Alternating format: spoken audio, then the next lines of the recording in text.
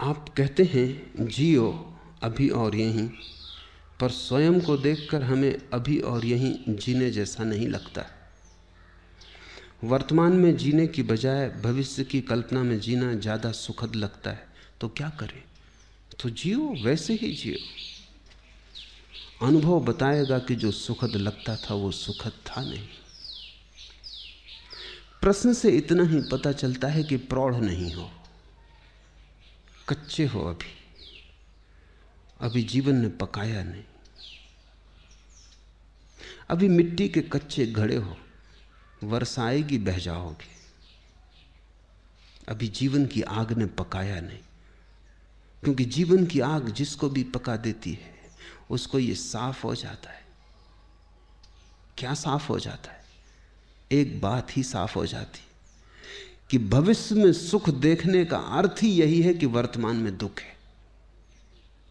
इसलिए भविष्य के सपने सुखद मालूम होते हैं। थोड़ा सोचो, जो आदमी दिन भर भूखा रहा है वो रात सपने देखता है भोजन के, लेकिन जिसने भरपेट भोजन किया है वो भी कहीं रात सपने देखता है भोजन के। देखे तो पागल। जो तुम्हें मिला है उसके तुम सपने नहीं देखते, जो तुम्हें नहीं मिला है उसके ही सपने देखते हो। वर्तमान तुम्हारा दुख से भरा है।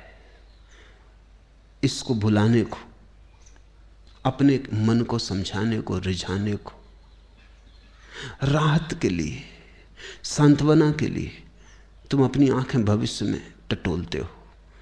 कोई सपना, कल सब ठीक हो जाएगा।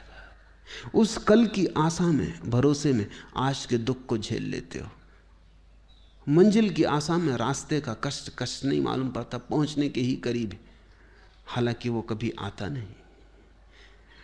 आज जिसको तुम आज कह रहे हो ये भी तो कल कल था। इस आज के लिए भी तुमने सपने देखे थे, वो पूरे नहीं हुए। ऐसा ही पिछले कल भी हुआ था और पिछले कल भी हुआ था, और यही आगे भी होगा। अगर तुम्हारा आज सुखपूर्ण नहीं है तो दुखपूर्ण आज से सुखपूर्ण कल कैसे निकलेगा? थोड़ा सोचो। आज कहीं आकाश से थोड़ी आया है, तुम्हारे भीतर से आया है। तुम्हारा आज अलग है, मेरा आज अलग है। कैलेंडर के धोखे में मत पड़ना। कैलेंडर पर तो तुम्हारा भी आज वही नाम रखता है, मेरा आज भी वही नाम रखता है, लेकिन यहां तुम जितने लोग बैठे हो इतने ही आज हैं। पूरी पृथ्वी पर जितने लोग हैं इतने आज हैं। और अगर तुम पशु पक्षियों और पौधों को भी गिनो तो उतनी ही संख्या है। कैलेंडर बिल्कुल झूठ है। उससे ऐसा लगता है एक ही दिन है सबका। रविवार तो सभी का रविवार, जरूरी नहीं है। किसी की जिंदगी में सूरज उगा हो तो रविवार, और किसी की जिंदगी में अंधेरा हो तो कैसा रविवार।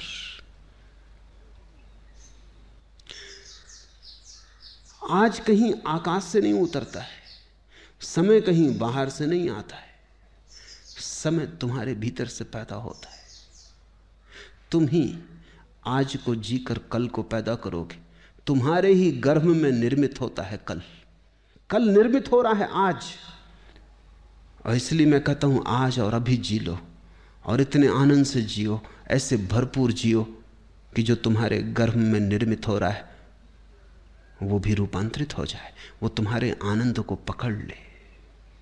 अगर आज तुम दुख में जी रहे हो, कल की आशा कर रहे हो सुख की, आशा से पैदा नहीं होगा कल। कल तो तुमसे पैदा होगा। तुम जैसे जी रहे हो उससे पैदा होगा, तुम्हारे अस्तित्व से पैदा होगा, तुम्हारे सपनों से नहीं। समझो, एक माँ बीमार है और उसके गर्भ में एक बेटा है और रुग्ण है और शरीर जरा जीर्ण है। बेटा तो इस जराजीर्ण रुग्ण शरीर से पैदा होगा। माँ चाहे सपने कितनी देखती हो कि बेटा बड़ा स्वस्थ होगा, महावीर जैसा स्वस्थ होगा, इससे कुछ हल नहीं होने वाला। इस सपने से बेटा पैदा नहीं होने वाला। बेटा तो सच्चाई से पैदा होगा। तुम्हारा कल तुम्हारे सपने से पैदा नहीं होगा, तुम्हारे आज की असलियत से पैदा होगा, हकीकत से पैदा होगा। तुम आज क्या हो? अगर तुम नाच रहे हो तो तुमने आने वाले कल के लिए नाच दे दिया। अगर तुम प्रमुदित हो, प्रफुल्लित हो, तो कल का फूल खिलने ही लगा, क्योंकि जिस फूल को कल खिलना है उसकी कली आज ही तैयार हो रही है। प्रतिपल तुम अगला पल पैदा कर रहे हो, प्रति क्षण अगला क्षण तुम्हारे भीतर निर्मित हो रहा है, तैयार हो रहा है। तुम सृष्टा हो, तुम अपने समय को खुद पैदा करते हो। इसलिए मैं तो कहता हूं आज जियो, लेकिन तुम्हें लगता है वर्तमान जीने जैसा नहीं लगता। अगर वर्तमान जीने जैसा नहीं लगता तो कल भी तो वर्तमान होकर ही आएगा, फिर वो भी जीने जैसा नहीं लगेगा। परसों भी वर्तमान होकर ही आएगा, वो भी जीने जैसा नहीं लगेगा। तो इसी को तो मैं आत्मघात करना कहता हूं। तो तुम आत्महत्या कर रहे हो, जी नहीं रहे हो। जीने का कोई और उपाय नहीं है, आज ही है और आज ही जीना है। जीने जैसा लगे या न लगे इससे कोई फर्क नहीं पड़ता। जीने का और कोई ढंग है ही नहीं, जीना तो यही होगा। कल के भुलावे में मत पड़ो, कल के भुलावों ने बहुतों को डुबाया है। आज जियो, ये क्षण खाली ना चला जाए, ये क्षण अवसर है, इसे तुम ऐसा ही मत गंवा देना। कुछ बना लो इसका, कुछ रस ले लो इसमें, कुछ भोग लो इसे, कुछ पहचान लो इसे, इसका स्वाद उतर जाने दो तुम्हारे प्राणों में। ये ऐसा ही ना चला जाए, क्योंकि अगर समय ऐसा ही जाता है तो समय को ऐसे ही चले देने की आदत मजबूत होती चली जाती। फिर धीरे धीरे समय को गंवाना तुम्हारी प्रकृति हो जाती। भोगो इसे, चूसो इस क्षण को, निचोड़ लो इसको पूरा, इसका रस जरा भी छूट ना जाए। यही परमात्मा के प्रति धन्यवाद है, क्योंकि उसने तुम्हें अवसर दिया, जीवन दिया, और तुमने ऐसे ही गंवा दिया। परमात्मा तुमसे ये ना पूछेगा। यहूदियों की किताब है तालमुद, बड़ी अनूठी किताब है, दुनिया में कोई धर्मशास्त्र वैसा नहीं। तालमुद कहती है कि परमात्मा तुमसे ये ना पूछेगा कि तुमने कौन कौन सी गलतियां की, गलतियों का वो हिसाब रखता ही नहीं, बड़ा दिल है। परमात्मा तुमसे पूछेगा तुम्हें इतने सुख के अवसर दिए, तुमने भोगे क्यों नहीं? गलतियों की कौन फिक्र रखता है? भूल चूक का कौन हिसाब रखता है? वो तुमसे पूछेगा इतने अवसर दिए सुख के, तुमने भोगे क्यों नहीं? तालमुद कहती है एक ही पाप है जीवन में, और वो है जीवन के अवसरों को बिना भोगे गुजर जाने देना।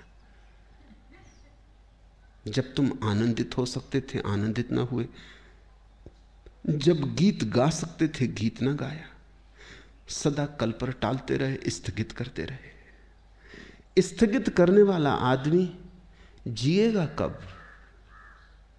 कैसे जिएगा?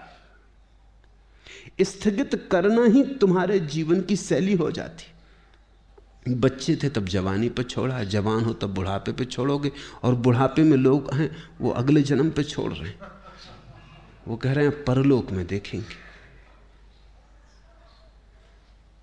यही लोक है एकमात्र, और यही क्षण है सत्य का, यही क्षण है, बाकी सब झूठ है, मन का जाल है। लेकिन अगर तुम्हें अच्छा लगता है, तुम्हारी मर्जी। तुम्हें अच्छा लगता हो तो मैं कौन हूं बाधा देने वाला? तुम सपने देखो, कभी ना कभी तुम जागोगे, तब रोओगे, पछताओगे। तब तुम पछताओगे कि इतना समय यूं ही गंवाया। और ध्यान रखना, जीवन में जितना दुख भर लोगे, जितने आंसू घने कर लोगे, जितना पछतावा हो जाएगा, उतना ही कठिन हो जाता है रोकना फिर दुख को, आंसुओं को। कभी तुमने ख्याल किया, हंसी तो एकदम रुक जाती, रोना एकदम नहीं रुकता। तुम हंस रहे हो एकदम रुक सकते हो, रोना एकदम नहीं रुकता। थमते थमते थमेंगे आंसू। रोना है कुछ, हंसी नहीं। दुख ऐसा सरोबोर कर लेता है, दुख ऐसी गहराइयों तक प्रविष्ट हो जाता है, तुम्हारी जड़ों तक समाविष्ट हो जाता है कि फिर तुम उसे रोकना भी चाहो तो कैसे रोको। थमते थमते थमेंगे आंसू। रोना है कुछ, हंसी नहीं है। ये कोई मजाक नहीं है कि रो लिए और रोक लिए। ये कोई हंसी नहीं है कि हंस लिए और रोक लिए। हंसी तो तुम्हारी ऊपर ऊपर होती, रुक जाती। रोना बहुत गहरे चला जाता है। रोना तुम्हारे जीवन में सब तरफ भर जाता है। और रोज रोज अगर तुम रोने को इस तरह संभालते गए और जीने को कल पे टालते गए, तुमने कहा हंसेंगे कल, रोएंगे आज,